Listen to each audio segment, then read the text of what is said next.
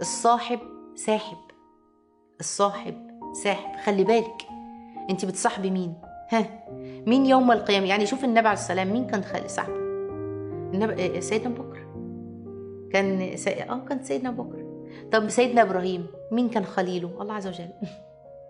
يا هناك ويا سعد، يا هناك ويا سعدك ويا سعدك ويا هناكي لما تاخدي الصاحب الله سبحانه وتعالى. هو ينفع اتخذ الله صاحب؟ طبعا.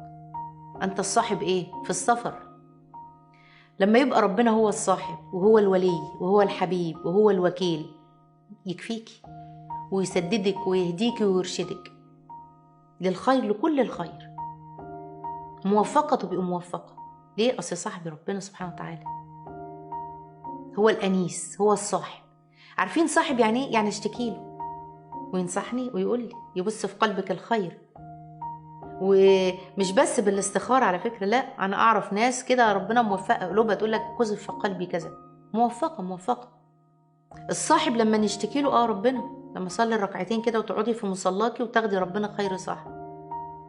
ايوه بس احنا برضو عايزين نتكلم مع الناس في الدنيا. ادعي، ما تدعي يا رب ارزقني بصحبة صالحة، يا رب ارزقني بصحبة تقية. واعرف من الناس كتير صحبات كتيرة جدا، في صحبة قرآن وصحبة مساجد وصحبة مقارئ وفي صحبة مذاكرة، بس قلبوها في الاخر قلبوها يعني علم شرعي. يعني هم اطباء صحيح وخدوا 6 سنين كل سنة 5 أجزاء قرآن، على السنة السادسة ختموا. اعرف صحاب تعاهدوا على الخير، تعاهدوا على الخير. تعالوا لكم النماذج عشان ما يبقاش بس النماذج الوحشه هي اللي موجوده، ويلا نروح مش عارفه فين واحنا الارمي بتاع الفريق مين. لا وعمالين مش عارفه بال2 مليون اصل احنا الارمي بتاع فلان اللي بندافعين عن الفريق الفلاني. ما هم بيجروا بعض. لا، الصحبه دي تعاهدت اول ما قالوا يا جماعه احنا الكليه بتاعتنا كليه عمليه، كانوا صيدله، احنا كليتنا كليه عمليه وفيها اختلاط وفيها كذا وكذا، ايه رايكم من اعدادي صيدله كده لحد الاخر ملناش دعوه بالولاد ولا نعمل ونحاول نكفي نفسنا بنفسنا كده. حتى لو جه مثلا بيبقى مثلا حاجه عمليه مع كده نحاول نلتزم ويبقى. في اخر سنه في تخرجهم الدفعه كلهم عملوا لهم تحيه خاصه، قالوا لهم احنا يعني حاولنا معاكم بشتى الطرق. وليه؟ لانهم دخلوا بنيه. هو ده الصاحب، هي دي الصحوبيه. لما تقول لك تعالي طب اقول لكم على 2 صحاب، اقول لكم على 2 صحاب حكى عنهم النبي عليه السلام.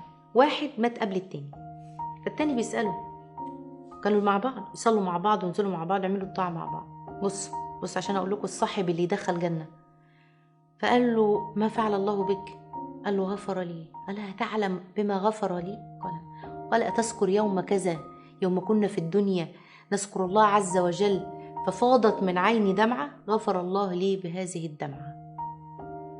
شفتوا الصحابة؟